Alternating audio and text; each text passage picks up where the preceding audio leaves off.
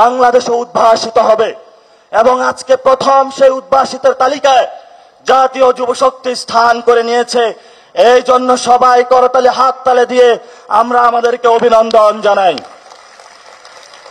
আমরা শ্রদ্ধা ভরে স্মরণ করছি 2024-এর গণতান্ত্রিক উত্তরণের সেই বাঘা এবং বাঘিনীদেরকে যারা রক্তচক্ষু উপেক্ষা করে বাংলাদেশকে দক্ষিণ এশিয়াতে একটি মর্যাদাকর রাষ্ট্র হিসেবে প্রতিষ্ঠা করার জন্য নিজেদের সন্তান, নিজেদের ভাই, নিজেদের বোন, নিজেদের আত্মীয় স্বজনকে রক্তগঙ্গার মধ্য দিয়ে আওয়ামী লীগ নামক একটি ফ্যাসিবাদী শক্তিকে বাংলাদেশ থেকে বিতাড়ন করেছিল। আপনাদেরকে অভিনন্দন। আমরা একটি স্বৈরাচারের জঞ্জাল সরাতে পেরেছিলাম, কিন্তু আমাদের সামনে একটি ঐতিহাসিক মহেন্দ্রক্ষণ অপেক্ষা করছে, যেখানে আমরা একটি শক্তিশালী বাংলাদেশ রাষ্ট্র দক্ষিণ এশিয়াতে এবং বিশ্ব মঞ্চে জন্ম দিতে পারব। আপনারা জানেন, আমরা ক্যাম্পাসের সেই গাছের নিচে বসে আড্ডা পাঠ চক্রের মাধ্যমে বাংলাদেশের রাজনৈতিক পথ নির্দেশক কি হবে সেগুলো আমরা তৈরি করেছিলাম। সেখানে গঠন হয়েছিল ছাত্র শক্তি। আজকে এই ছাত্র শক্তির কারণেই ফ্যাসিবাদী শক্তি বাংলাদেশে যে গত 53 বছরে জেঁকে বসেছিল, বাংলাদেশের আপামর জনতা, রাজনৈতিক দল, সকল পক্ষ গোষ্ঠীকে নিয়ে একটি সফল ঐতিহাসিক গণ অভ্যুত্থানকে নেতৃত্ব দিয়েছিল। আজকে এখানে উপস্থিত আছেন সেই ছাত্র শক্তির সভাপতি, আমাদের বর্তমান জাতীয় নাগরিক পার্টির সংগ্রামী সাধারণ সম্পাদক এবং সদস্য সচিব হিসেবে যিনি অ্যাক্টিং দায়িত্ব পালন করছেন, জনাব আক্তার হোসেন। আজকে আমরা আবার একটি ঐতিহাসিক মোমেন্টে উপস্থিত হয়েছি। সে আমাদের যুব সংগঠন গঠনকল্পে, যার নামও আমরা দিয়েছি জাতীয় যুব শক্তি।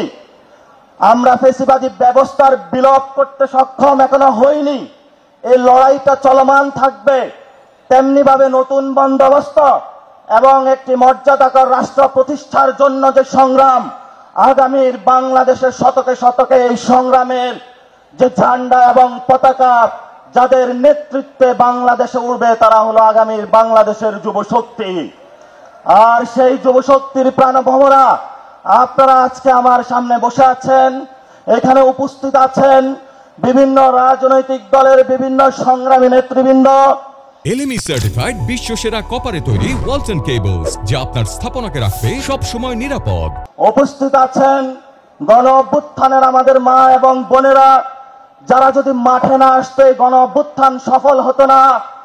উপস্থিত আছেন তরুণ যুবরা, যাদের রক্তের উপর দিয়ে বাংলাদেশে একটি নতুন গণতান্ত্রিক প্রক্রিয়ায় প্রবেশ করেছে।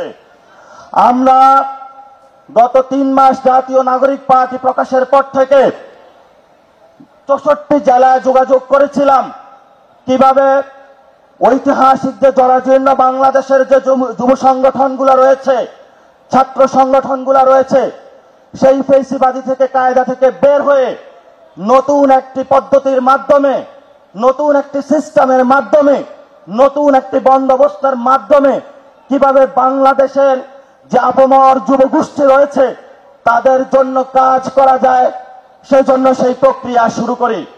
আমরা 64 জেলায় ভ্রমণ করেছিলাম, 64 জেলায় কথা বলেছিলাম, আমরা 64 জেলায় ইন্টারভিউ নিয়েছিলাম। আমরা আমাদের মাইনরিটি সেকশনের সাথে কথা বলেছি, আমরা আমাদের আলেম সমাজের সাথে কথা বলেছি, আমরা আমাদের মা বোনদের সাথে কথা বলেছি, তরুণ যুবা যারা পিছিয়ে পড়া সমাজ তাদের সাথে কথা বলেছি, বিভিন্ন রাজনৈতিক দলের সাথে কথা বলেছি, সমাজের যারা সিনিয়র সিটিজেন তাদের সাথে কথা বলেছি, সমাজের যারা ছাত্র জনতা তাদের সাথে কথা বলেছি, সমাজের যারা ব্যবসায়ী তাদের সাথে কথা বলেছি।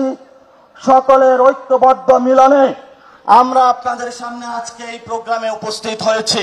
বাংলাদেশে উদ্ভাসিত হবে এবং আজকে প্রথম সেই উদ্ভাসিতের তালিকায় জাতীয় যুব শক্তি স্থান করে নিয়েছে।